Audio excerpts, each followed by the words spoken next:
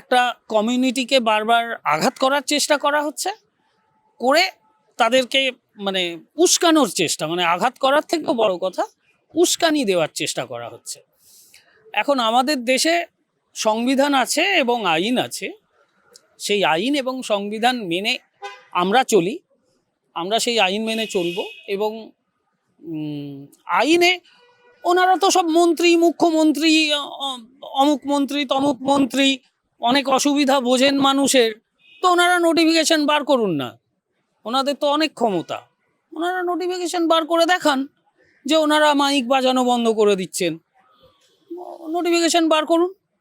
হ্যাঁ, এখন পুলিশ ক্ষমতায়, পুলিশকে দিয়ে জোর করে ক্ষমতায় আছি বলে কাউকে মারলো, ধরলো, সেটা তো মানে বেআইনি কাজ। মানে কি, সরকারি ক্ষমতায় থেকে বেআইনি কাজটা ওনারাই করার চেষ্টা করে চলেছেন বারবার, একবার না বারবার।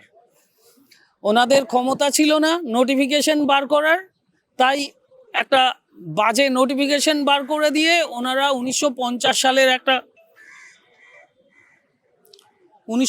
সালের একটা আইন তুলে নিয়ে এসে আজকের দিনে অ্যাপ্লাই করার চেষ্টা করলেন, যদিও সেটার অ্যাপ্লিকেবিলিটি সারা রাজ্য জুড়ে নেই, কোর্ট সেটা বলেও দিল, এবং তারপরেও ওনারা চুপ বসে আছেন, কিছুই করছেন না।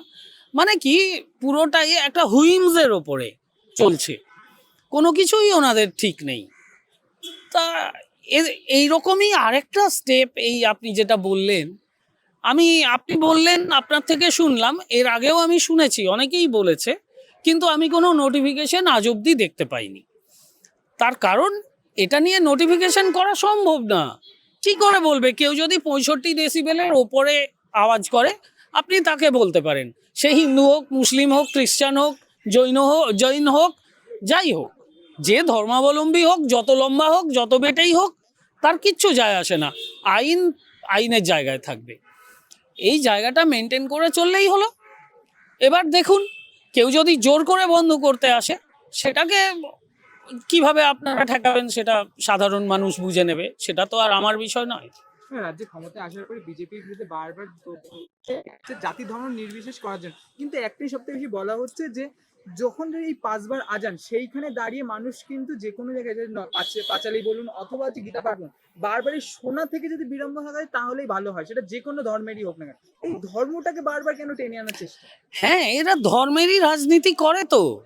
এটা তো এদের মানে এটা এই বিজেপি নামটা যে বলে, এইখানে সরকার নয়, এখানে বলুন বিজেপি বলে যে দলটি আছে ভারতের বুকে, এই দল তাদের ডিক্লেয়ার এজেন্ডা হচ্ছে ধর্ম নিয়ে তারা রাজনীতি করবে।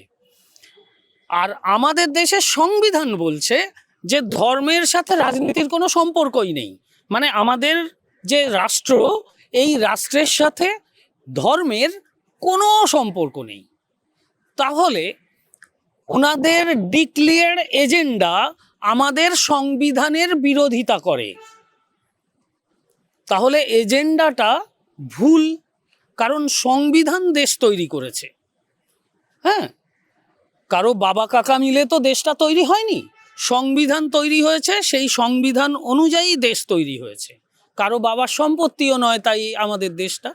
তাই কেউ বলতে পারেন না আপনি ভাই অন্য দেশে চলে যান, কিন্তু আমরা শুনতে পাই কি, তার কারণটা এটাই, এদের অজ্ঞতা, এদের অজ্ঞতা, এদের নির্বুদ্ধিতা এবং এদের অশিক্ষা, এই তিনটে কারণে এই ধরনের কথাবার্তাগুলো বারবার আমাদের ফেস করতে হচ্ছে। যে গুন্ডা দমন বিল আনা হয়েছে, সেখানে দেখা যাচ্ছে রাষ্ট্রপতি অনুমোদন নেই বলে আজকে হাইকোর্ট পর্যন্ত খারিজ করে দেওয়া হলো এই বিলটি, কি বলবেন? না না, সেটা তো অন্য ব্যাপার।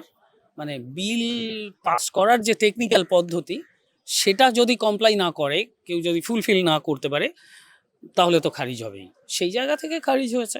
আমি ওই মামলাটার সাথে সরাসরি যুক্ত নই, তাই আমি সঠিকভাবে বলতে পারছি না যে অ্যাকচুয়ালি কী হয়েছে।